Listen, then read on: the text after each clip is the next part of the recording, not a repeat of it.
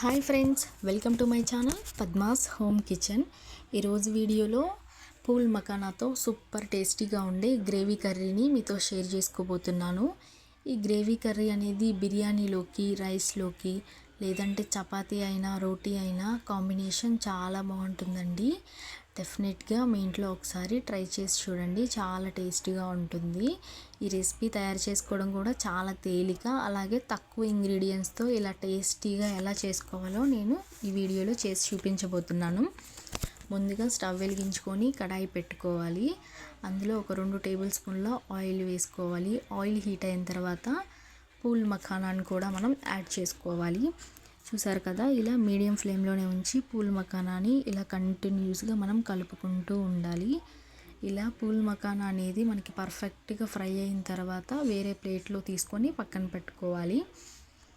అదే ప్యాన్లో ఇంకొంచెం ఆయిల్ అనేది యాడ్ చేసుకొని, ఆయిల్ కొంచెం హీట్ అయిన తర్వాత మనం 2-3 బిర్యానీ ఆకులు కూడా వేసుకోవాలి.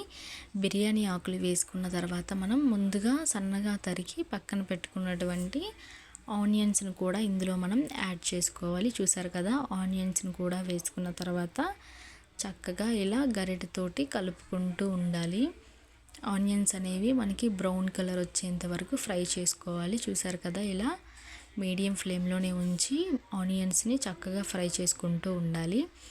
ఈలోపు ఒక మిక్సీ జార్ తీసుకొని అందులోకి 1 కప్పు టమోటాను వేసుకోవాలి. తర్వాత మనం ఇందులోకి కొంచెం అల్లం, అలాగే కొంచెం వెల్లుల్లి కూడా వేసుకోవాలి. ఇందులో మనం జీడిపప్పును కూడా వేసుకుంటున్నాము. జీడిపప్పు వేసుకోవడం వల్ల మనకి గ్రేవీ అనేది చాలా థిక్గా అలాగే టేస్టీగా వస్తుంది. తర్వాత కొంచెం స్పైసెస్ని మనం యాడ్ చేసుకుంటున్నాము. అవి యాలకులు, చెక్క, కొంచెం లవంగాలు వేసుకున్న తర్వాత ఇలా మిక్సీ చేసుకోవాలి.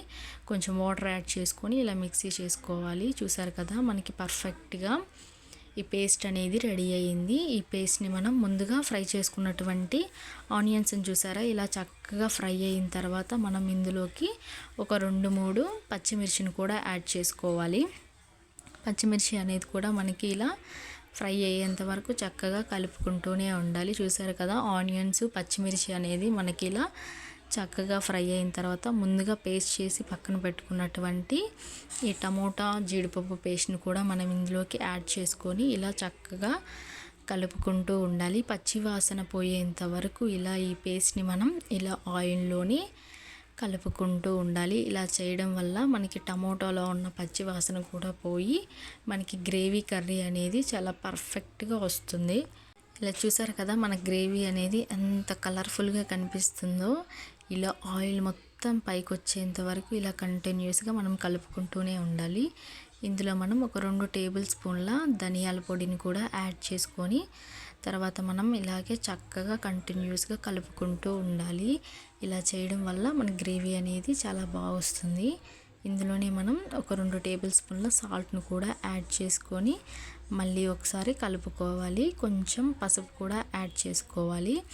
పసుపుతో పాటు మనం మన స్పైసెస్గా తగిలినట్టుగా చిల్లీ పౌడర్ను కూడా యాడ్ చేసుకోవాలి. ఒక 2-3 టేబుల్ స్పూన్ల చిల్లీ పౌడర్ కూడా యాడ్ చేసుకున్న తర్వాత మొత్తం మిక్స్ అయ్యేంత వరకు ఇలా చక్కగా కలుపుకుంటూనే ఉండాలి.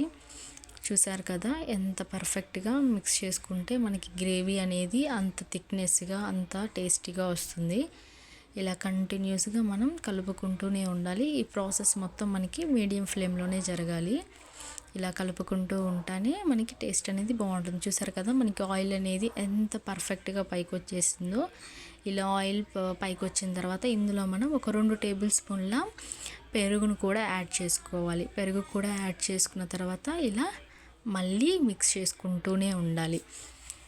ఇలా కలుపుకుంటూ ఉండి తర్వాత మనం మూత పెట్టి ఒక 5 నిమిషాల పాటు అలాగే వదిలేసేయాలి. చూసారు కదా, మనకి గ్రేవీ అనేది ఎంత పర్ఫెక్ట్గా కుక్ అయిందో. ఇలా బాగా గ్రేవీ అనేది చాలా బాగా కుక్ అయింది.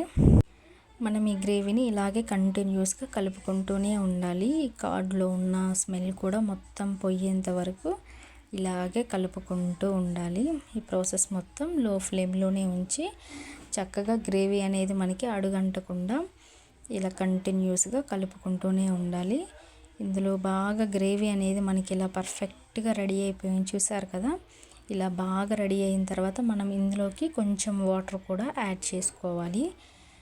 మీకు గ్రేవీకి సరిపడా వాటర్ కూడా మీరు యాడ్ చేసుకోండి. నేనైతే 1 కప్పు వాటర్ అయితే యాడ్ చేసుకున్నాను. మీరు కూడా మీకు కావాల్సిన కన్సిస్టెన్సీలో మీరు కూడా యాడ్ చేసుకొని ఇలా చక్కగా మిక్స్ చేసుకోండి. చూసారు కదా, ఇలా వీడియోలో చూపించిన విధంగా చక్కగా మిక్స్ చేసుకోవాలి. గ్రేవీ అనేది మనకి బాగా రావాలి అంటే కొంచెం వాటర్ కూడా యాడ్ చేసుకొని ఇలా మూత పెట్టి ఒక 10 మినిట్స్ వరకు మళ్ళీ కుక్ చేసుకొని మనం ఇందులో ముందుగా ఫ్రై చేసి పక్కన పెట్టుకున్నటువంటి పూల్ మఖానాను కూడా వేసుకోవాలి. చూసారు కదా, మనం ముందుగా ఫ్రై చేసుకున్న పూల్ మఖానా అనేది ఇప్పుడు యాడ్ చేసుకొని ఇలా చక్కగా కంటిన్యూస్గా కలుపుకుంటూ ఉండాలి. ఇలా వీడియోలో చూపించిన విధంగా ఇలా కంటిన్యూస్గా కలుపుకుంటూ ఉండాలి పూల్ మఖానా అనేది. ఇలా గ్రేవీలో పూల్ మఖానా మొత్తం మునిగేంత వరకు ఇలా కలుపుకుంటూ ఉండాలి. మన గ్రేవీ మొత్తం కొంచెం పూల్ మఖానాకి పట్టి మన పూల్ మఖానా అనేది చాలా టేస్టీగా రెడీ అవుతుంది. చూసారు కదా, మళ్ళీ మూత పెట్టేసి ఒక 5 మినిట్స్ వరకు మనం ఇలాగే లో ఫ్లేమ్లో నుంచి ఉడికించుకోవాలి. ఇందులో మనం కసూరి మేతిని కూడా కొంచెం యాడ్ చేసుకుంటున్నాము. ఇలా యాడ్ చేసుకోవడం వల్ల మన గ్రేవీకి స్పెషల్ టేస్ట్ అనేది యాడ్ అవుతుంది. మీకు ఆప్షనల్ ఉంటే వేసుకోండి, లేకపోతే కొత్తిమీర కూడా కొంచెం యాడ్ చేసుకోవచ్చు. మళ్ళీ మూత పెట్టేసి ఒక 5 మినిట్స్ వరకు అలాగే ఉడికించుకుంటూ ఉండాలి. చూసారు కదా, మనకి గ్రేవీ కర్రీ అనేది ఎంత పర్ఫెక్ట్గా రెడీ అయిందో. మీరు కూడా ఒకసారి మీ ఇంట్లో ఇలాగే ట్రై చేయండి. చాలా అంటే చాలా టేస్టీగా ఉంటుంది, అందరికీ నచ్చుతుంది. Thank you for the watching.